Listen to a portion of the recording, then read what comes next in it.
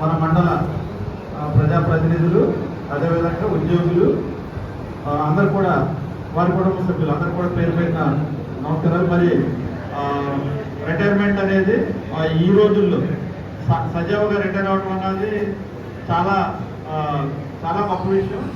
అది ఎలక్షన్ ఇయర్లో మరి అనేకమైనటువంటి ఒడిదుడుకులు ఉంటాయి. మరి నాకు ఇది ఇలా రిటైర్ అవుతారని తెలియదు. నాకు అంటా ఉంటారు కదా రిటైర్ అవుతారని కన్ఫ్యూజన్ వెళ్ళని తెలియదు నాకు. మరి ఆయన నాకు అంత ముందు అంటే ఇక్కడ రాకముందు నాకు పెద్ద పరిచయం లేదు, ఇక్కడికి వచ్చినప్పుడు కూడా చాలా కాలం పరిచయం లేదు. కాకపోతే ఆయన అత్యంత కీలకమైన బాధ్యత ఆయన అప్పచెప్పుకున్నాను. ఏంటంటే ఎఫ్ఎస్టీ అని ఉంటుంది మాకు, ఫ్లయింగ్ స్క్వాడ్. మరి అది అప్పచెప్పిన తర్వాత నాకు అది నైట్ 10 to మార్నింగ్ 6 వరకు డ్యూటీ అయింది. పాపం ఆయన వేసాము, చాలా మంది అదని ఇదని చెప్పి తప్పించుకోవడం కూడా ప్రయత్నించారు, కానీ ఆయన ఎప్పుడు నేను చేయడం అనలేదు. మరి ఆయన ఎలా రిటైర్ అవుతాడో కూడా తెలియదు, చూడలాగా ఉంటాడు కదా, అప్పుడే తిరిగేసుకోలేము. మరి రిటైర్మెంట్ అంటే నాకు రిలేట్ వార్తే అయితే తర్వాత తెలిసి రిటైర్ అవుతాడు, ఇంకా ఈ నెల తెలియదు.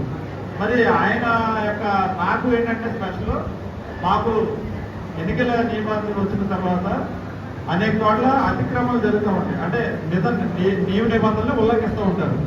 ఆ ఉల్లంఘించినప్పుడు కేసులు పెట్టాలి వాళ్ళు, మేజిస్ట్రేట్ పవర్స్ ఉంటాయి. మరి ఆయన వాస్తవానికి ఇప్పుడు మేజిస్ట్రేట్ గా రిటైర్ అవుతాడు. ఆయన కమిషనర్ అది ఇది యాక్చువల్గా ఆ బుక్ ఈజ్ మేజిస్ట్రేట్.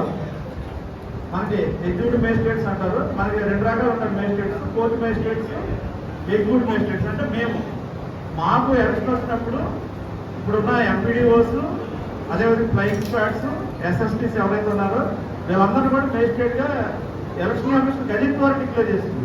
సో ఆయనకి ఎక్కడికైనా వెళ్ళి తనిఖీ చేసి ఏ పార్టీ ఆఫీస్కైనా వెళ్ళొచ్చు, ఒక అనుమానాస్పదమైన గొడవని చేయొచ్చు, లేకపోతే ఎవరైనా ఒక వెహికల్ ఆపి చెక్ చేసి దాంట్లో ఏమన్నా మెటీరియల్ దొరికితే డబ్బు కానీ క్యాష్ కానీ లేకపోతే జ్యువెలరీ కానీ లేకపోతే ఎన్ని పీవీస్ అంటారు, అంటే ట్రిపుల్ కానీ దొరికితే చేయొచ్చు.